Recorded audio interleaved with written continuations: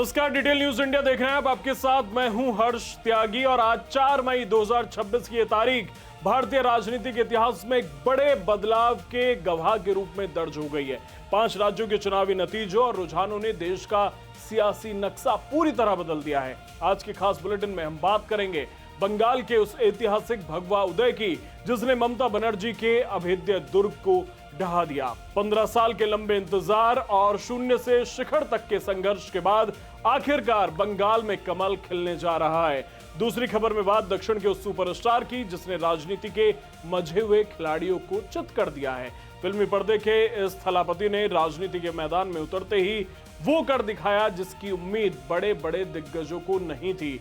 तीसरी खबर केरल की उन लहरों की जिन्होंने कांग्रेस की डूबती नैया को किनारा लगाया है। 10 साल के वामपंथी शासन के बाद पिनरई विजयन की विदाई तय हो चुकी है और लेफ्ट का सफाया लगभग पूरे देश से हो चुका है।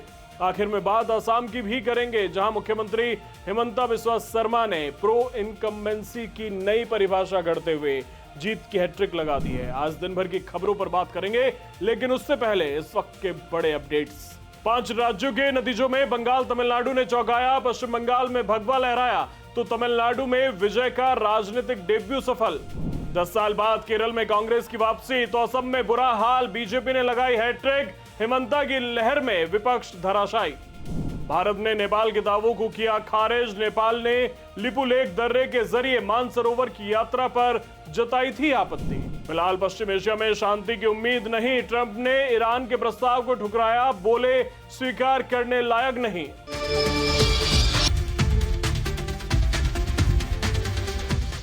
तो आज की सबसे बड़ी खबर बंगाल से।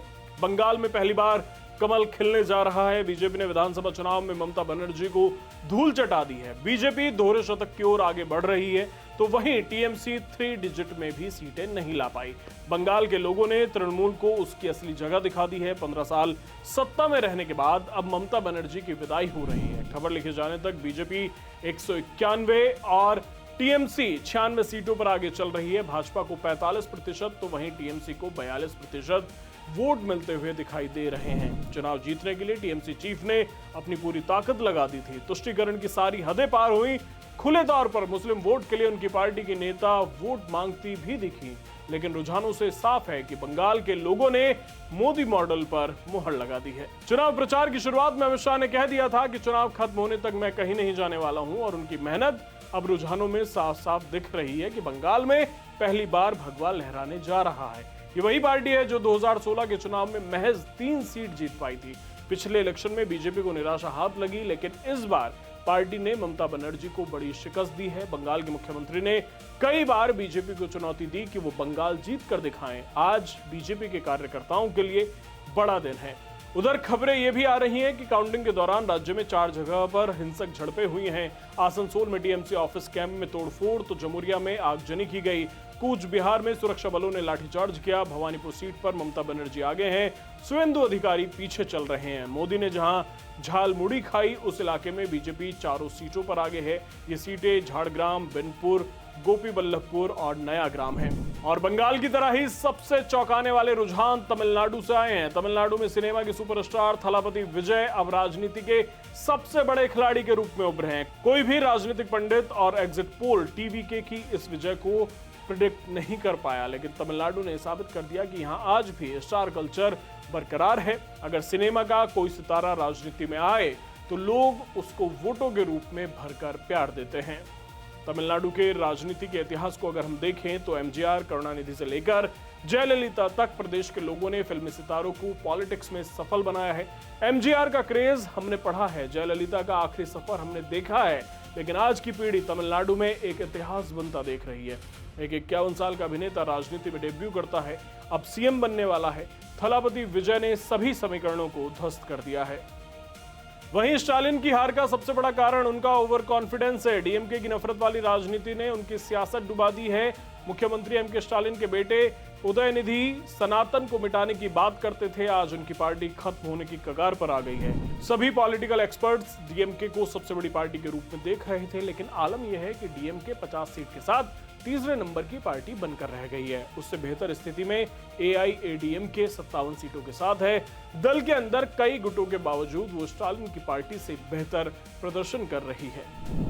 आज तमिलनाडु की राजनीति में सबसे बड़ा सवाल यही है कि TVK किसके साथ सरकार बनाएगी, क्योंकि विजय की पार्टी 105 सीटों के साथ सबसे बड़ी पार्टी तो जरूर है, लेकिन वो बहुमत से करीब 10 दूर है।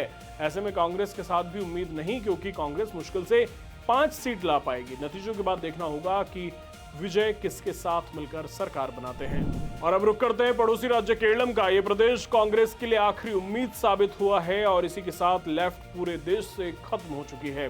10 साल राज करने के बाद केरलम से पिनरई विजयन की विदाई हो चुकी है। रुझानों के मुताबिक लोगों ने कांग्रेस के गठबंधन को जनादेश दिया है।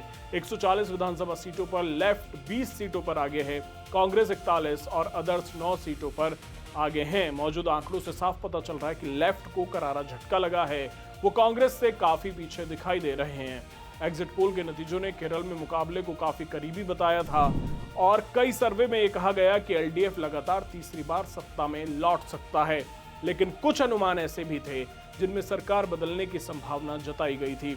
लेकिन रुझानों से साफ हो गया है कि केरलम के लोग विजयन की सरकार से खुश नहीं थे, नहीं तो कांग्रेस की वापसी की कोई उम्मीद नहीं थी। केरल कांग्रेस कई धड़ों में बटी है। एक और केरल के नेता विपक्ष VD सतीशन है, तो वहीं दूसरी ओर पार्टी के महासचिव KC वेणुगोपाल। अब देखना होगा कि राहुल गांधी मुख्यमंत्री की कुर्सी के लिए अपने चहेते वेणुगोपाल को चुनते हैं या पार्टी के कद्दावर सिपाही सतीशन को।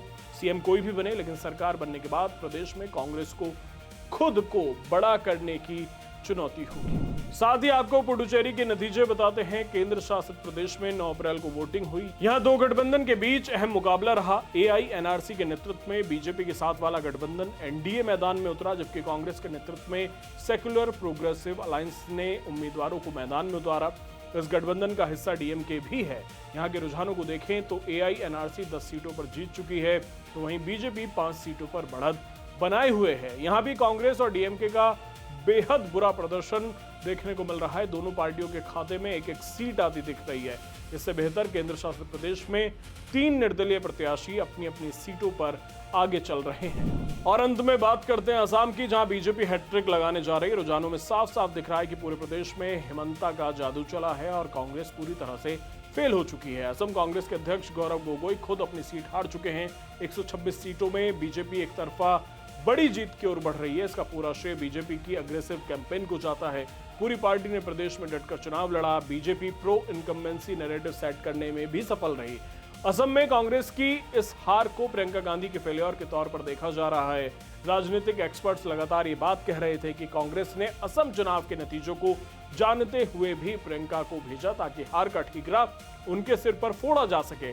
प्रियंका गांधी केरल की वायनाड लोकसभा सीट से सांसद हैं, लेकिन उन्हें असम में चुनाव का प्रभारी बनाया गया क्योंकि राहुल गांधी केरल को लेकर कॉन्फिडेंट थे और असम को लेकर अंदाजा था कि वो हार जाएंगे। असम में कांग्रेस चुनाव हार रही है, लेकिन राहुल गांधी के स्ट्रेटेजिस्ट बहन को हराने में सफल हो गए। और आखिर में चलते चलते आपको PM मोदी की वो भविष्यवाणी सुनवाते हैं जो आज सच हो गई है। तो दिन भर के बुलेटिन में इतना ही। ये भविष्यवाणी आप सुनिएगा जरूर। धन्यवाद। मैं कल्पना नहीं कर सकता हूं कि सुबह सुबह हजारों लोग आशीर्वाद देने के लिए आए। इससे बड़ा सौभाग्य क्या हो सकता है। साथियों, इस चुनाव में वैसे ये मेरी आखिरी सभा है और बंगाल में जहां जहां गया हूं, बंगाल के लोगों का जो मैंने मिजाज देखा है, मैं इस विश्वास के साथ वापस जा रहा हूं कि 4 मई के नतीजों के बाद बीजेपी के शपथ ग्रहण समारोह में मुझे आना ही है। और इसलिए मेरा उत्साह और बढ़ जाता है। साथियों, मैं पिछले 3-4 दशक से देश के कोने कोने में जाता रहा। राजनीति में आने के बाद भाजपा में आने के बाद मैं बीजेपी के कार्यकर्ता के रूप में पार्टी जो भी काम कहती है वो मैं करता हूं। चुनाव की जिम्मेदारियां संभालना भी इसी का एक हिस्सा रहा है। मैं न दिन देखता हूं न रात, न मौसम देखता हूं, चल पड़ता हूं। साथियों, जब से घर छोड़ा है मुझे आप सबके बीच रहने में सुख मिलता है, सुकून मिलता है और आप ही मेरा परिवार है। इस भागदौड़ में ये भी स्वाभाविक है कुछ थकान हो जाए, आखिर हम सबका शरीर का अपना अपना धर्म होता है। 30-40 साल पहले भी ऐसी भागदौड़ में थकान तो होती ही थी, लेकिन साथियों इस चुनाव में एक अलग ही अनुभव कर रहा हूं।